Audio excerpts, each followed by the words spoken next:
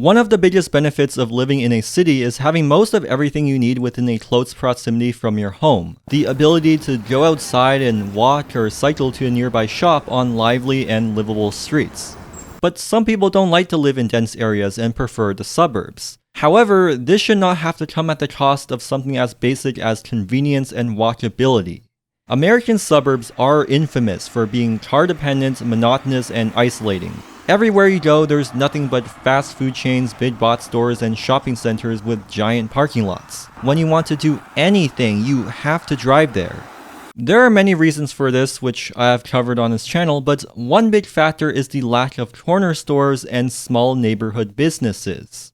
We've all heard the story of Google, Amazon, and Microsoft and how they all started in someone's garage. But there's much more potential for entrepreneurship than just tech companies. A diverse range of restaurants, bakeries, convenience stores, or cafes in a residential neighborhood makes a city more walkable, creates unique and attractive places, benefits the local economy, and serves as social gathering spaces for the community, otherwise known as the third place. Unfortunately, most US and Canadian cities can't build places like this. Instead of walking to a convenience store, you have to drive to a Walmart. Instead of getting groceries from a local market, you have to drive to a Walmart. Instead of eating at a family-run burger shop, you have to drive to a Walmart.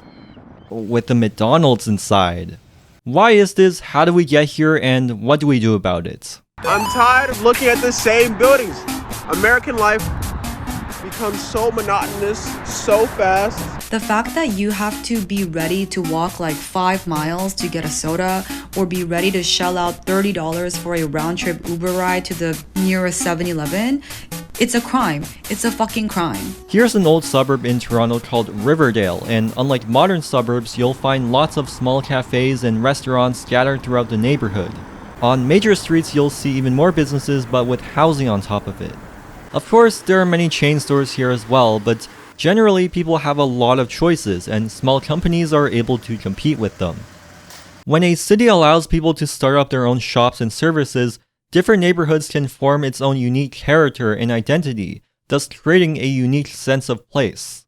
The best examples of this in North America are ethnic enclaves like Chinatown, where immigrants open up shops to sell things like food from their home country. Part of Riverdale is located in Greektown, which you'll never guess what they sell here. Kensington Market is another popular neighborhood started by many Jewish, Caribbean, and Asian immigrants, which leads to this crazy but interesting blend of cultures, making it one of the most iconic places in the city. There's a famous convenience store in Toronto called Kim's Convenience, which is known from the TV show about a Korean immigrant family who runs a convenience store. In real life, it's an actual store, which originally had a different name, but after filming the show, the owners decided to keep the signs up. And so now it's become a famous landmark in the city. Shops like these are incredibly valuable for the local economy and local culture. If a random McDonald's were to shut down, no one would care at all. Well, unless it's the Rideau Street McDonald's in Ottawa, which might actually be the fifth circle of hell. But if Kim's Convenience were to suddenly shut down, it would be devastating. When a neighborhood has a mix of homes and retail, people are much more likely to walk and spend time outside. The famous author Jane Jacobs coined the term eyes on the street, referring to how the presence of people walking by or people watching the street helps deter crime and creates feelings of safety. This is also achieved through social connectedness. When residents have spots where they can meet and interact with each other outside of their home, people can get to know their neighbors and form connections, creating trust and social cohesion. This also gives children more independence. When kids are able to run errands for their parents or go buy candy from the corner store by themselves, it leads to better social skills and mental health later in life. This is only possible because neighborhood shops are inherently local and thus reachable on foot. You have a high chance of bumping into the same people, and the owners of the shops are likely to know you by name.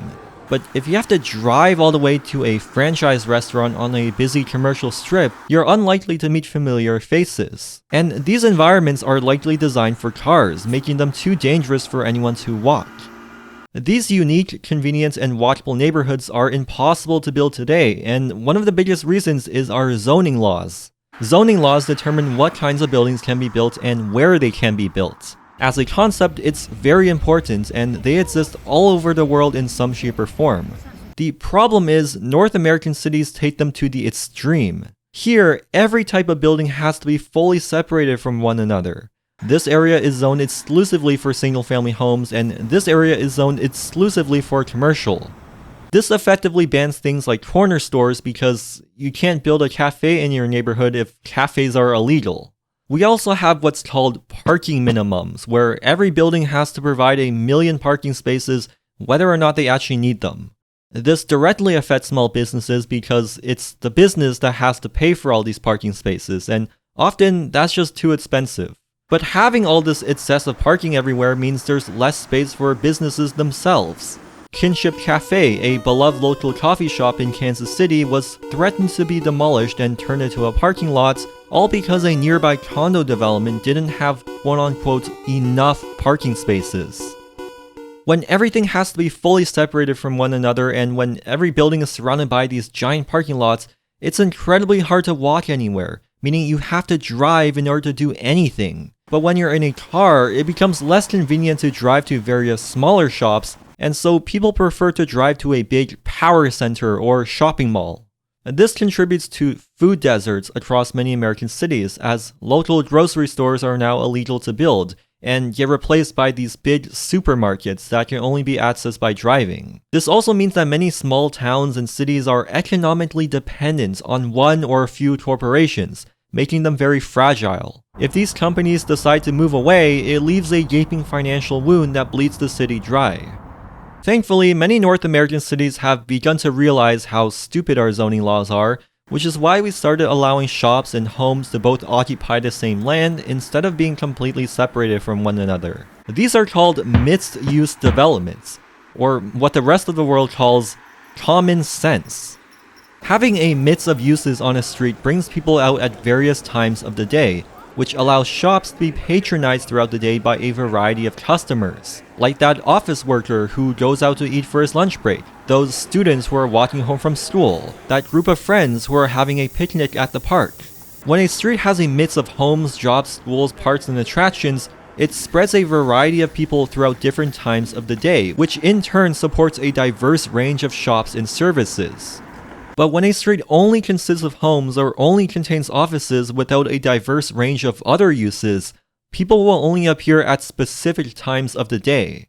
Many downtowns in America still follow the strict separation of uses found in the rest of the city. Here's the office district where everyone works, and here's the entertainment district where everyone shops. But since these rely on commuters from the suburbs, the city is only busy during rush hour and dies off in the evenings and weekends. And tons of space have to be wasted for parking and wide roads, making it less inviting for people walking.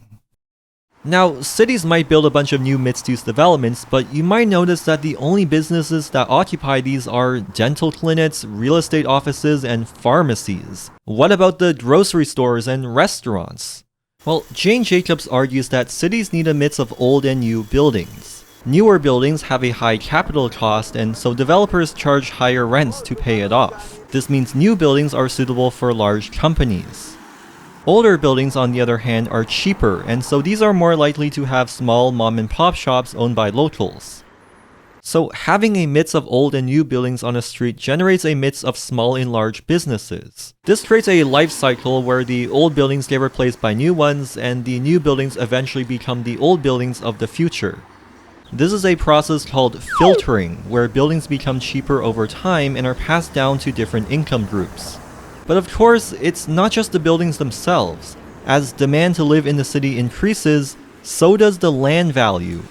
So traditionally, cities grew incrementally as demand increased, meaning the center of the city, which has the highest land value, also has the highest density, which gradually tapers off towards the outskirts. But today, we build everything all at the same time, and restrictive zoning laws prevent anything other than single-family homes on the majority of our lands. This artificially limits the supply, so the few remaining old buildings that we do have become unaffordable, leading to excessive gentrification. This also means we lack a cycle of older and newer buildings. So after several decades when everything ages all at once, there will be a huge wave of maintenance liabilities, and the neighborhood is likely to just get abandoned while a new development is built somewhere else.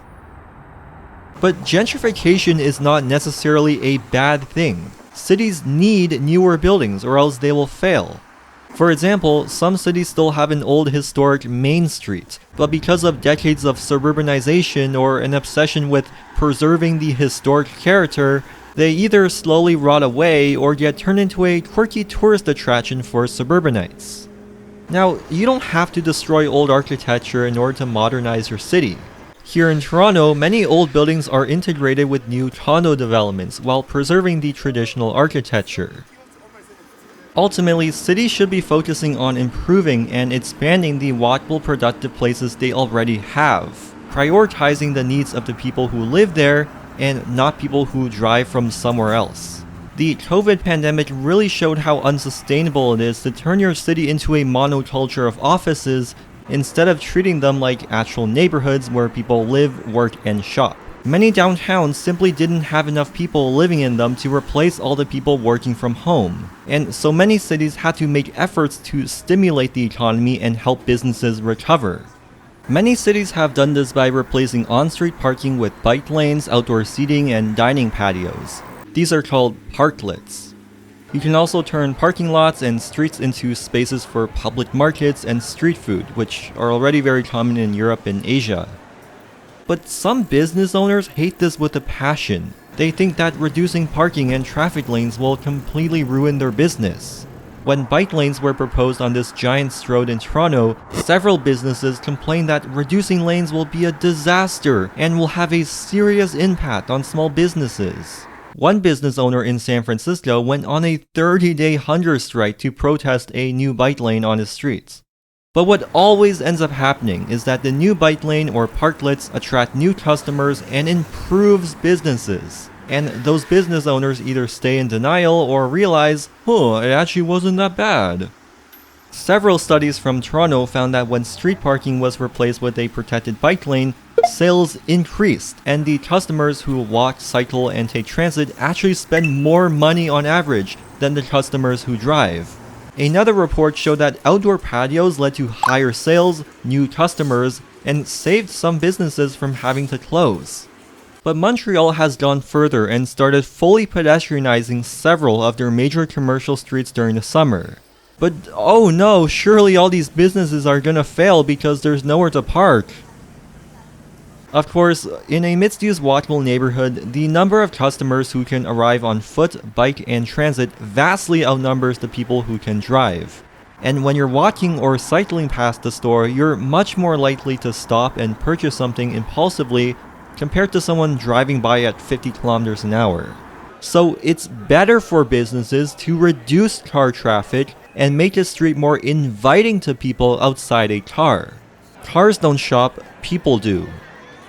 But these business owners just don't understand this inherent benefit of mixed-use walkable neighborhoods, that they're paying for the benefits of this prime real estate. They likely live somewhere else and drive into the city, meaning they're completely out of touch on how the neighborhood works. All they know is how painful it is to drive and find parking, so they project that same experience onto their customers. One study in the Parkdale neighborhood of Toronto found that a quarter of all business owners believe more than half their customers drive, but in reality, it was only 4%. Because frankly, if you have a business on a street like this and it's failing, I hate to break it to you, but it's not because there's nowhere to park. It's because you probably just suck at running a business.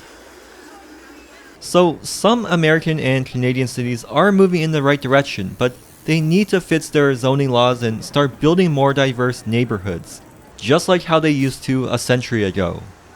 Now, I'm sure I'm gonna get tons of comments on this video saying something like, "But I don't want to live right next to a dirty, noisy restaurant." And you know what? That's a valid concern. But like all things in life, there needs to be a balance. Perhaps corner stores can literally be corner stores and are only allowed to be built on corner lots. Maybe there's stricter regulations for these businesses in order to reduce noise and safety concerns. But completely banning any type of business as if there's no value in having them at all is just ridiculous. As history has shown, Great ideas start in people's garages.